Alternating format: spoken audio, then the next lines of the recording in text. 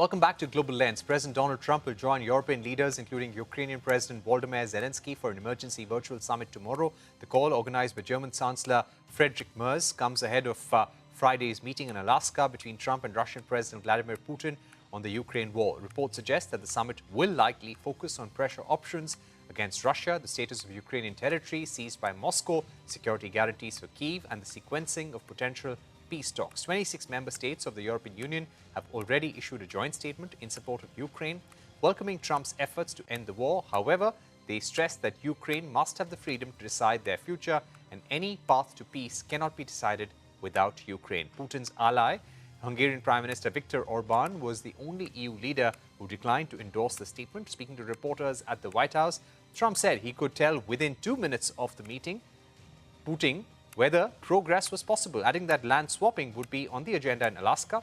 He also voiced frustration over Zelenskyy's insistence that any peace deal be approved through a national referendum. Zelenskyy has also rejected the idea that Ukraine must commit to give up land to secure a ceasefire. Joining us now on the show is Singh, former diplomat and strategic affairs expert. Ambassador Singh, thank you very much for being with us on the program. Trump has suggested that territory could be traded between Russia and Ukraine to arrive at a deal.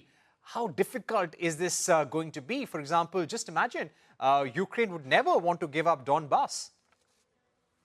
That is true, although in the last day or so, President Trump has climbed down a little.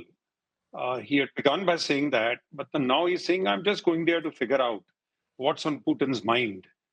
So he's talking less about a deal and imposing it on Ukraine and more about seeing if a middle ground can be found.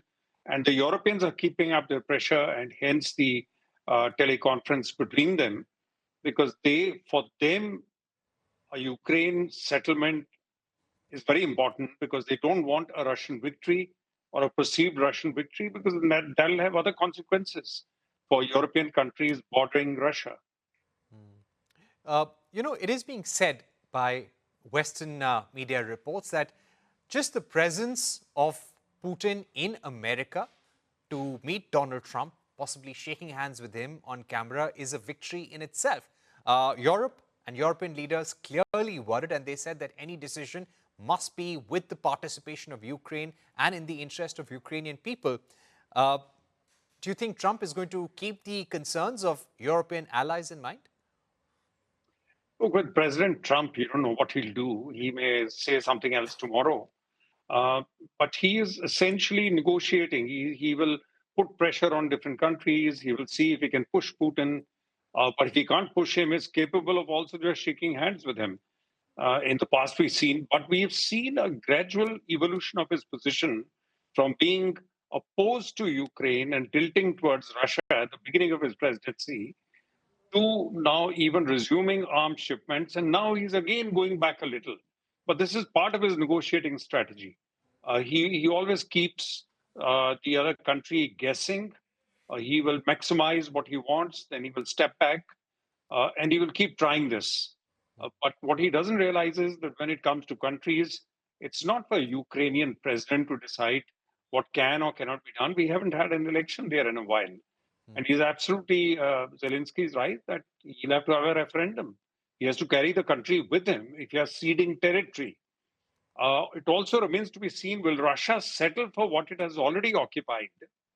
Or does it want Donbass, which is what he wants, the entire eastern province of Donbass, a region of Donbass, which it doesn't still have.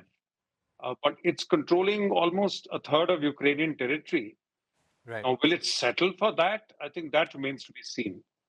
Do you think there could be a possibility of Trump unilaterally announcing a deal on Friday night?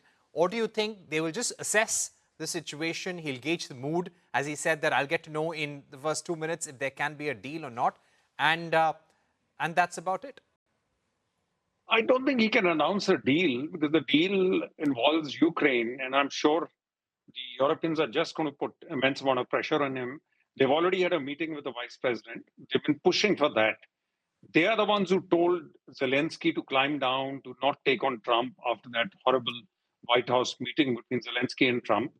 But they're also now throwing their weight behind him. They are talking in terms of, uh, self-dependence as far as security is concerned. They've pleased Trump by saying their defense budgets will go up to 3.5%. But more than that, they're also talking in terms of really creating a defense which is not totally dependent or largely dependent on the Americans. So there's a transition taking place, but the Europeans don't want to offend America.